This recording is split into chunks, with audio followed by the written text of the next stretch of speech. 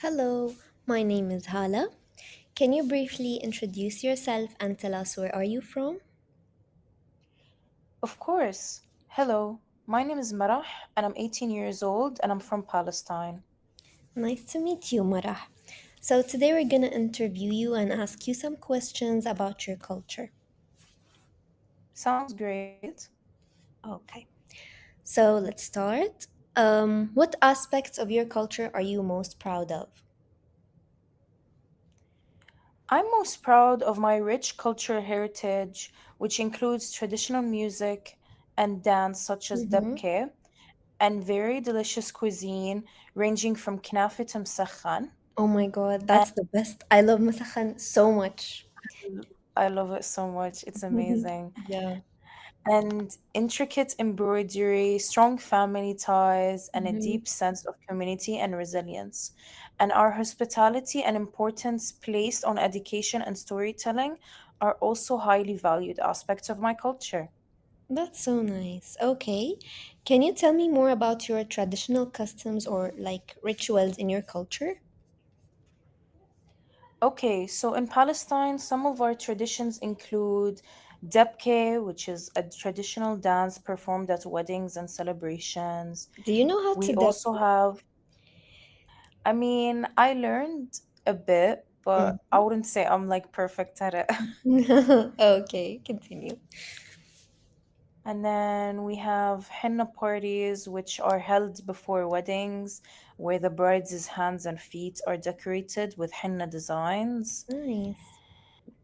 We also have hospitality, which is a very big thing in Palestine, where Mm-hmm. we welcome our guests with coffee or tea, and Okay. food is often shared generously. And like popular meals that would be served are like mansaf and msakhan. Mm-hmm. And for dessert, kinafe is very popular in Palestine, and it would be served for dessert. And also, we have in Ramadan, which is our holy month, Mm-hmm. where we fast and have special prayers, which are Taraweeh, Yeah. and and then the festive meals of iftar to break the fast. Mm-hmm. And also for our Eid celebrations, we celebrate with family gatherings, special meals, and we also gift people and gift charity. And Mm-hmm. also in our culture, it's very popular to slaughter the sheep to be served for breakfast. That's the Some best parts part. like the Yeah. kidney. Yeah. Yeah, yeah, it's the Okay. best. And they And reflect on our community's values and also like faith and family and tradition. that's so nice. Okay. What are some traditional foods or like dishes in your culture?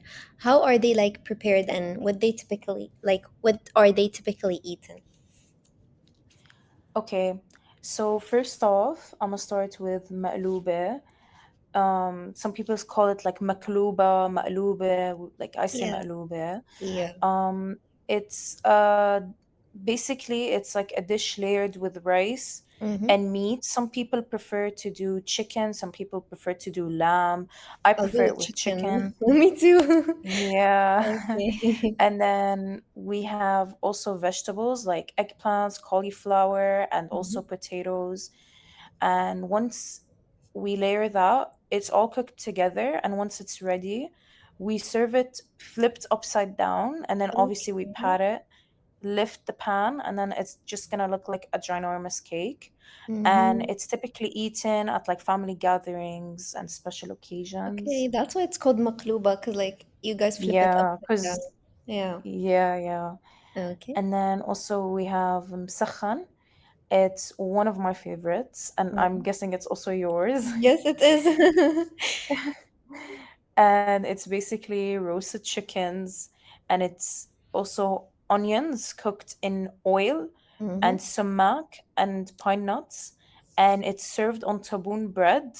And then also we love like roasting it in the oven to give it like a little crisp on the bread. Mm-hmm. And many people prefer like cooking and preparing this meal during like the olive harvest season.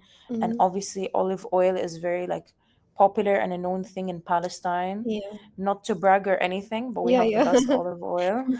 I agree.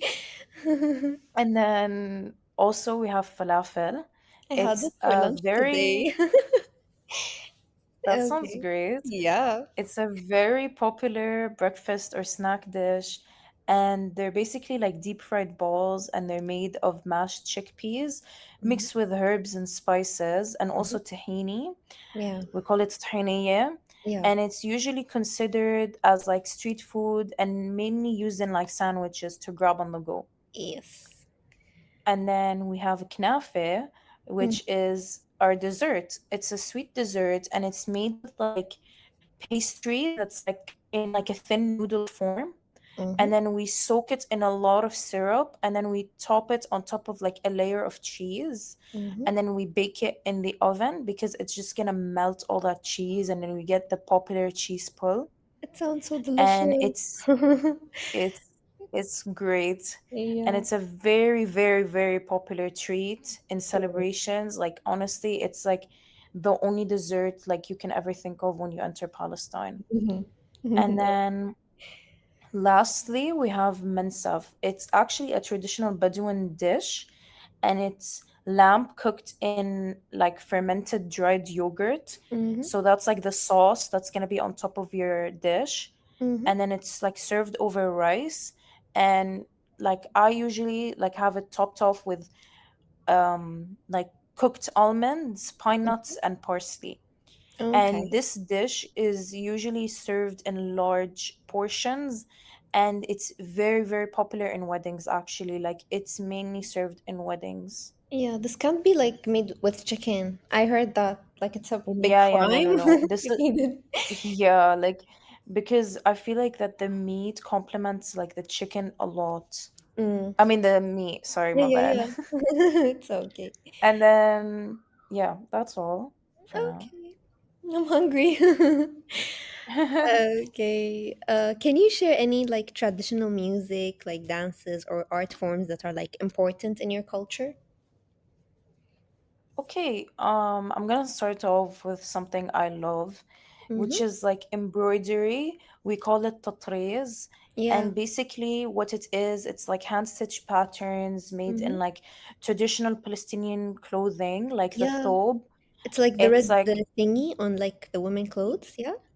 yes, yes. Okay. And Yeah. then Yeah. it's Okay. like, it's kind of comes in like forms of like maybe abayas or Yeah. dresses. And actually, each city in Palestine has like its own pattern, and like it has like a story Oh. behind, and obviously we have a bunch of colors Okay. used. I never And thought about then it like that. I thought it's just like designs. no, Okay. actually, it's like that's what's like nice about it, that it has actually meaning behind it. Yeah. And then we have the debke. Mm-hmm. It's a traditional line dance, like which is performed at weddings or celebrations. Mm-hmm. And it's also like it involves a lot of work. Like you can't just, it takes time because it's like involves synchronized footwork, and Mm-hmm. it has to accompany like lively music. Like the music has to be like on blast. It has to like Yeah. scream that yes, I'm doing a dubke. Yeah. There's like someone who like leads the whole other people. Yes. Yeah. Yes, usually the start off, like usually there's on the right hand side and on the left, the Yeah. start and the end. Usually the starter just goes on and starts, and then Mm-hmm. at some point, the right side and the left side, the first and the last person, Uh-huh. ends up separating, and they end up like leading on the dance. So it Mm. forms like a whole like Yeah, yeah. everything. It just forms Yeah. everything. It's for both men and women, yeah? Yes. Okay. Um, so how does your culture like typically view family and community relationships? Oh my God. I love this question because, Mm-hmm. like, Palestinians are the loveliest people you'll ever meet. I Yeah. first entered the country in 2019, actually, and it Okay. is to start the making of my ID because I got the chance, luckily from my father, Yeah. to separate my ID because he actually had an ID. Usually, like, with what's going on, it's really hard to, like, go and form an ID. Mm. So when I first entered the country, like Mm-hmm. walking the streets, Mm. like people greet you with the happiest smiles and hospitality. That's These wholesome. people these people like struggle on the daily basis, and yet they Mm. still treat you like family with open arms. Whether you're in need or struggling, they're always there for you. You cannot Oh, even sense one bit of hatred in them, and there's oh, always joy and happiness and celebration walking down the streets of Palestine. I really enjoyed my time there. I actually went twice, and I mm. spent the time of my life there. I wish I May could God return bless again. them all. That's so wholesome, actually. Thank you. Mhm. Okay. Are there any traditional clothing or attire associated with your culture?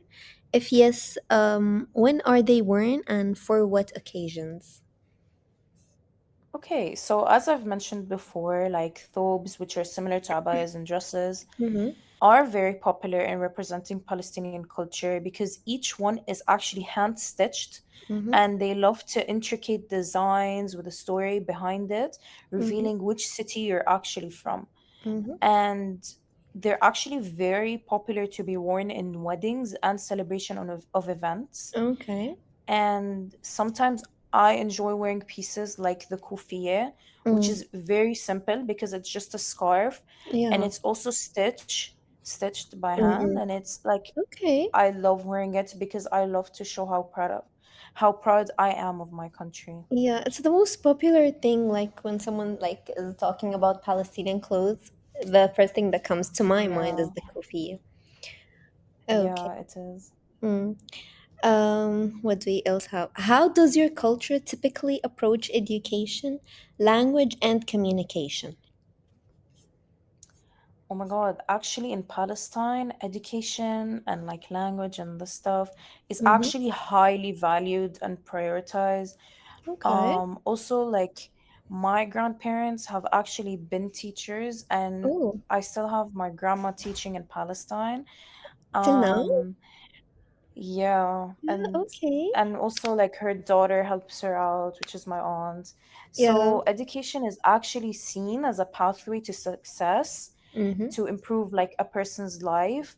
Yeah. Like Palestinian families like prioritize education, and they make Mm. sacrifices just to ensure that their kids are actually like attending school, they're actually Yeah. having some education in their life. Yeah, yeah. Now, Arabic is the primary language spoken in Palestinian households, Mm-hmm. but many Palestinians learn English, and it Mm. depends on their circumstances and like where they take their education. Yeah. And that's to like ensure that they have like a better future somewhere else. Yes, like in second language. And Yeah.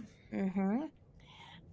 And also, since their country has been taken over by Israelis, Mm. they have to learn Hebrew at some point just Oh, to be able to explain or justify themselves to settlers taking over their city, land, you yeah. know? Yeah, yeah.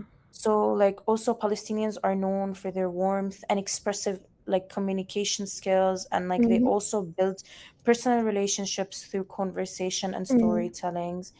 Actually, like, usually when you walk the streets, you'll actually find a lot of old people still working and trying to profit off of livings. Yeah. So it's really nice when you like go and see them.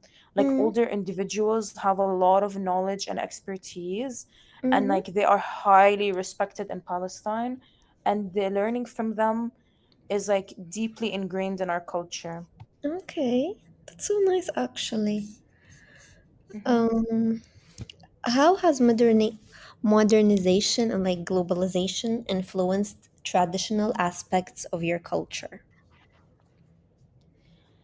Okay, I'd say that given how the country has like had a massive impact since the Nakba, Mm. and also since October 7, I'd say that many people have started recognizing our culture and Mm. traditions, which Okay. is great, Mm. but at what cost? You know, we've been trying Yeah. to speak out for years, Mm-hmm. but like some people who are against us and see Yeah. Israel as a country Mm. believe that what is ours is meant to be theirs, and Mm-hmm. like that they had created it before us. But thank God to people actually recognizing us now, there Yeah. are actually many proven articles and Yeah. statements which reveal that Palestine was and is the one that owns what is ours. Yeah. That's a social media role. Yeah, thank Mm, God. yeah. Okay, the last question. Do you have any advice for people like that are trying to learn more or like about no, let's say do you have any advice for people who are trying to learn more about your culture or trying to integrate to it more? Honestly, like as I've mentioned, I'd Mm, like to recommend that with everything going on now and how everything is easily accessed throughout the internet mm-hmm. and Palestinians rising up with the truth, it Yeah. is best to do your research wisely and Mm-hmm. slowly before assuming anything. Yeah. Like this is how you're gonna like gain your knowledge. Yeah. It will help you dive deeply into our rich culture and Mm-hmm. heritage and understand who we truly are and how Mm-hmm. our people welcome you with open arms no matter what. Okay.